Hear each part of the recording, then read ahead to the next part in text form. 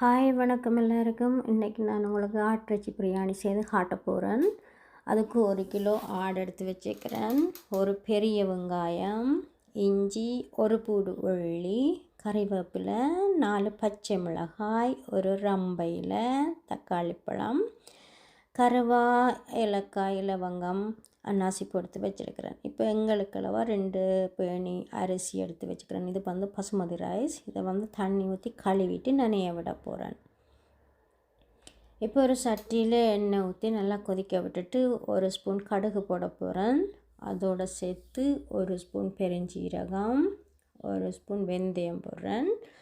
அதோட வெட்டி வச்சிருக்கிற எல்லா உள்ளி, இஞ்சி, வெங்காயம் எல்லாம், பச்சை மிளகாய் எல்லாம் போட்டு நான் மிக்ஸ் பண்ண போகிறேன். எல்லாம் போட்டு நல்லா மிக்ஸ் பண்ணிவிட்டு இதை வந்து நல்ல மென்மையாக வதங்க விட வேணும். அதாவது வந்து கருக விடக்கூடாது. இப்போ நான் தக்காளி பழம் போடுறேன். தக்காளி பழத்தை போட்டு நல்லா மிக்ஸ் பண்ணிவிட்டு இதுக்கு அளவாக 1 ஸ்பூன் உப்பு போடுறேன், 1 ஸ்பூன் மஞ்சள் போடுறேன். போட்டுட்டு நல்லா மிக்ஸ் பண்ணி விடுங்க, வதங்கட்டும். அதுக்கப்புறம் 2 ஸ்பூன் தூள் போடுறேன். எனக்கு இது போதும். ஏன்னு சொன்னால் நான் பிரியாணி பவுடர் பாவிக்க போகிறேன். இதை போட்டு நல்லா மிக்ஸ் பண்ணி விட்டுட்டு இப்போ இறைச்சியை போட்டு நல்லா மிக்ஸ் பண்ண போகிறேன். இந்த ஆட்டு இறைச்சியில் வந்து ஈரப்பதமும் கொழுப்பும் இருக்கிறபடியாக அதிலே அவிய விடலாம், தண்ணி விடக்கூடாது. இப்போ பிறகு தச்சலேன்னு அது அவியலைன்னு சொன்னால் நீங்கள் அதுக்கு அளவாக தண்ணி விடலாம். இப்போ நான் இதுக்கு 1 ஸ்பூன் உப்பு போடுறேன், 3 ஸ்பூன் பிரியாணி பவுடர் போட போகிறேன்.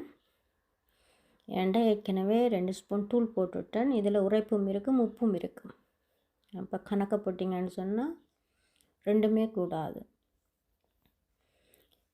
இப்போ பிரியாணி பவுடர் போட்ட பிறகு இதை நல்லா மிக்ஸ் பண்ணி விடுறேன். மிக்ஸ் பண்ணி மூடி விடுறேன். இப்போ நான் இதுக்கு இறைச்சி கொஞ்சமாக அவியல, அதால் 1 கிளாஸ் தண்ணி விட்டேன். நான் கொஞ்சம் தண்ணி விட்டு அதை நல்லா அவிய விட போகிறேன். இப்போ இதுக்கு 1 ஸ்பூன் இறைச்சி சரக்கு போட போகிறேன். இறைச்சி சரக்கு போட்டு நல்லா மிக்ஸ் பண்ணிவிட்டு இப்போ நல்ல வாசம் வருது. ரம்பையில், கறிவேப்பிலை, இறைச்சி சரக்கு எல்லாம் போடும்போது நல்ல வாசம் மணக்குது. நல்லா மூடி அவிஞ்ச பிறகு இப்போ ரைஸை போடுறேன். பசுமதி ரைஸ் வந்து குயிக்காக அவிஞ்சிடும். ஏற்கனவே நான் ஊற வச்சேன் நான் தண்ணியில். அதால் ஒரு அளவான தண்ணி விட்டு அதை அவிய விடணும்.